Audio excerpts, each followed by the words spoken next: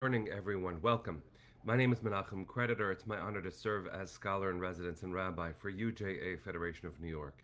We bring you Torah and music, blessing, and community every weekday. We've been doing so since March 18th, 2020. Today it is June 10th, 2025. That's 5 years and a bunch of months since we began together in the midst of a moment of great need.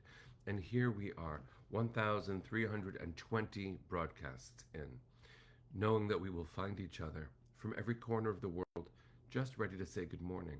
Cantor Alan Sokoloff, so nice to see you. Gabe, Boker Tov, nice to see you, my friend. Jennifer and Susie, Michelle and Neil, good to see you. Tara, Boker Tov, hi Kate. Lisa and Joyce, Boker Tov, good to see you. Deborah and Carl, hope you and yours are safe and well. Let's say good morning to a few more friends, then we'll say a bracha and we'll learn some Torah. Arlene, so good to see you. Learning last night was really beautiful, very emotional. Shari, good to see you. Barbara and Lydia, Patricia and Anne, Amy and Sandy, Boker Tov. You are leaving. Sandy and Diane, you are off to a UJA event. Impressive to be both there and here at the same time. Penny and Uncle Alex, good to see you. Hi, Michael. Good to see you too. Karen and Debbie, Haley and Susan. Jack, Boker Tov. All right. That's no small thing. Jack, you're on the tennis courts where your grandchildren are going to camp. What a sweet way to share time together. Corinne, good to see you. Hi, Jerry. Hi, Amy. Okay, let's take a bracha. We're going to learn some Torah.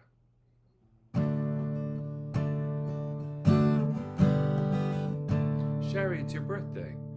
Happy birthday.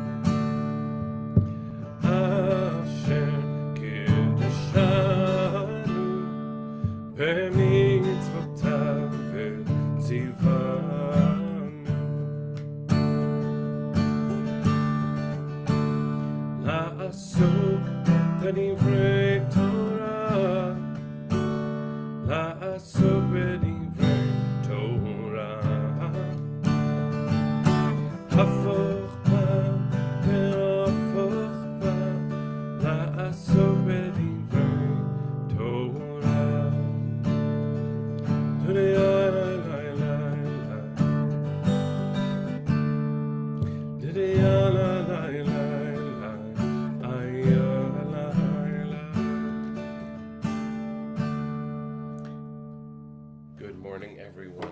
Uncle Alex, impressive that you're on Instagram and Facebook, just like me. Also, Janetta, you just moved into a new apartment, starting a new job. Mazel tov. Hatzlacha to you. Good luck.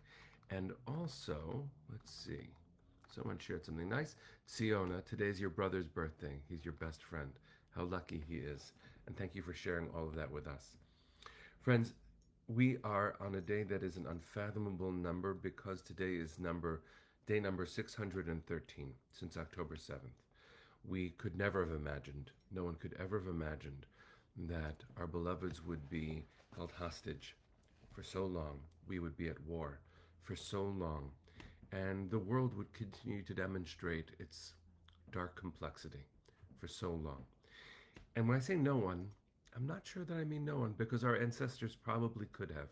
There is a way that this is unprecedented, and there's a way that there's a continuation happening in Jewish history. It's not that we only exist in the hard parts of our history. That's a lachrymose telling of Jewish time. But it is also clear that our ancestors prepared us in so many ways for the hardships of today.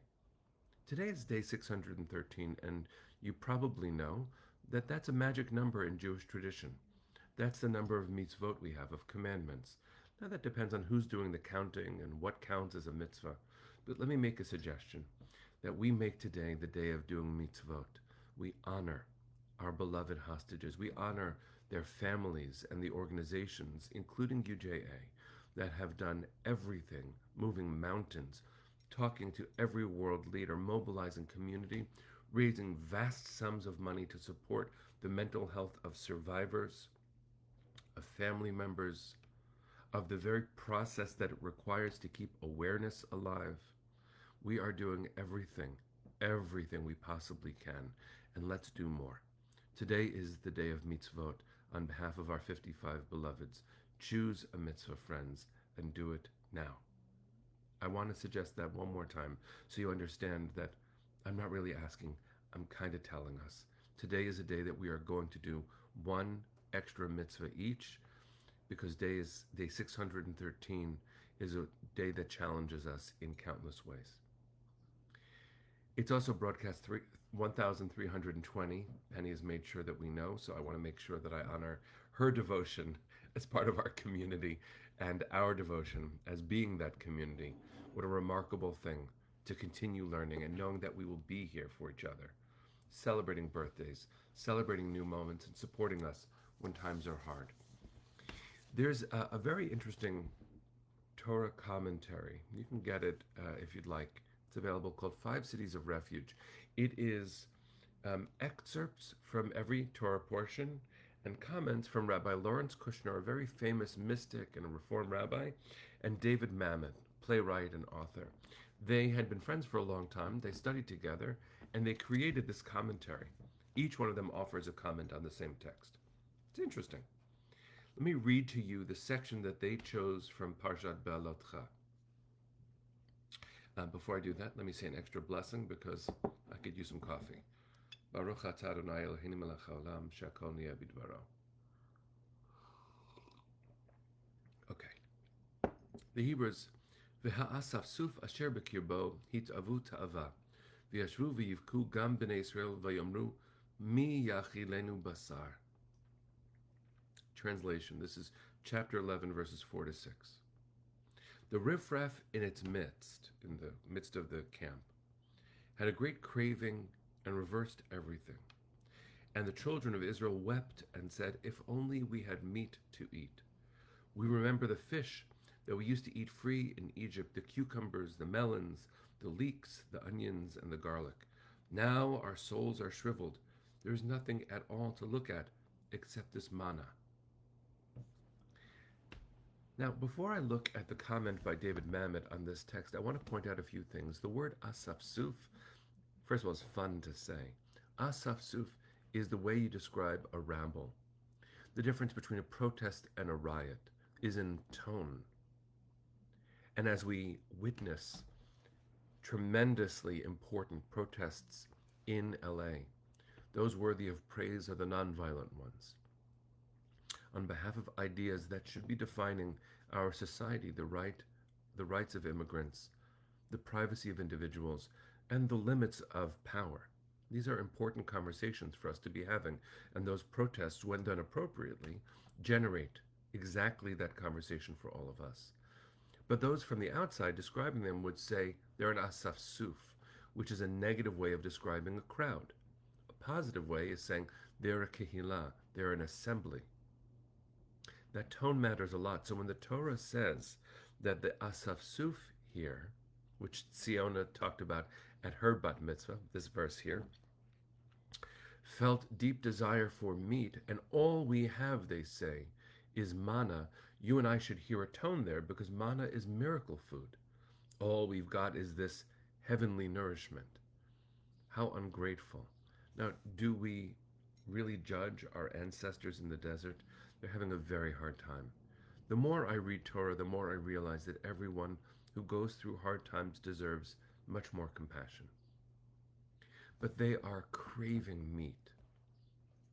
I don't know how to understand that except to read it and say they had needs. They were human beings in a desert for a long time. And even miracle food from heaven can begin to feel stale. And so before I look at David Mamet's comment, I want to ask you, how would you respond compassionately to this? I can't believe all I get is this food. There are so many hungry people in our world. We are part and parcel of a Jewish response to food insecurity. Our food pantries at our Brooklyn hub and our Queens hub are only two, very big, but only two examples of the really robust response as part of New York that we are trying to have vis-a-vis feeding people. And I'm sure that there are limits as to what we can provide, but we are committed to providing and to making sure that the experience leads to a sense of dignity, which is why it's not just a food pantry, it's a digital food pantry, how we provide. And I can only imagine, taking the Torah seriously and living in its story, I can only imagine how God provided with dignity to people. In a desert, there's food coming to you every single day. That's love. Their tone did not reflect that. But the reality, I think, is still hard to understand. Here's what David Mamet says. He doesn't really address the verse directly, but he says, "It has been said, a poem is never completed, only abandoned." Let me say that again. A poem is never completed, only abandoned. And perhaps God's denial to Moses of entrance into the promised land was a final act of favor. He died as he lived, with a goal, which sustained, which never failed to fascinate. He knew hardship and disillusion, but he never knew regret. That last part of it might be a little bit too big a claim, that Moses never knew regret, but it is possible that he felt the depths of frustration that he did because he had a goal his entire life. Mamet is suggesting, especially in response to the Asaf Suf, to the rabble, to the discontent group, that they had what they needed, but they wanted more. And that reminds me of a play that is very near and dear to my family's heart. It didn't make it big on Broadway, but Hal Linden played Baron Meyer Rothschild in a play called The Rothschilds, a musical that I grew up hearing. And his small family started in the Frankfurt ghetto, where Jews were restricted to live and were only allowed to do certain kinds of business. And he created what became a vast banking empire, the Rothschild Empire. But he raised his sons, they had five sons. They raised them to see beyond the walls of the ghetto.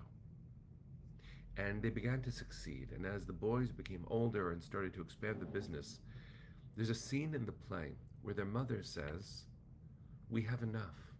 We have a roof over our heads. We have something extra we can give when a poor person asks, 'What more do you want? What more do you need?'" And there's a moment where the boys, who are now young men, start singing their own song. And it makes me feel deeply related to this week's Parsha. And they say, I'll sing a little bit of it, "We want everything, everything, everything other men aspire to.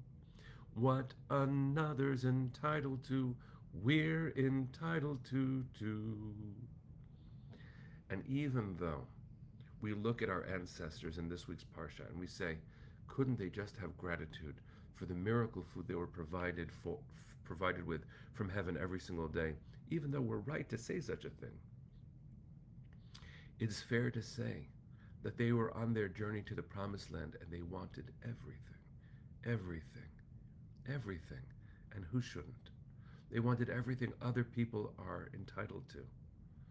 And we are in a moment, friends, where even with the beautiful joy that is so present in our lives as a community, the deep meaning of learning Torah, celebrating with our children and grandchildren at tennis camp, celebrating our siblings' birthdays, starting new jobs, these are all things that we should not miss. What a privilege it is to have such meaning and joy in our lives, but we want everything. Everything. We want our children home. We want our parents home. We want our spouses home. I want to bless us, friends, to stay hungry, A poem is never completed, only abandoned. Because the poem ends, but there is more. We should always know there's more. We're entitled to everything. We should be grateful for anything, but we are entitled to it all. So I want to bless us to remember that there's more. There is more. Today is a day for doing one more mitzvah in the name of our beloved 55 who are not able to do mitzvot right now. Let us be grateful for the chance to do that for them. And let us remember that they deserve more. We deserve them. May the day come soon, friends, where such things are unnecessary to say. But until then, let's say it loudly. Let's say it proudly. Let's not miss the joy in our lives. Let's make sure that we remember there's more. Send your hearts with me all the way to the east. Let them hear you. Kol od balevav pnima nefesh Yehudi homia ulefate mizrach kadima ayin letzion tzofia od lo avda tikvateinu התקווה בת שנות 2000 להיות עם חופשי בארצנו ארץ ציון וירושלים להיות עם חופשי בארצנו ארץ ציון Virushalayim. Bring them home now. Am Yisrael Chai. See you tomorrow, my friends.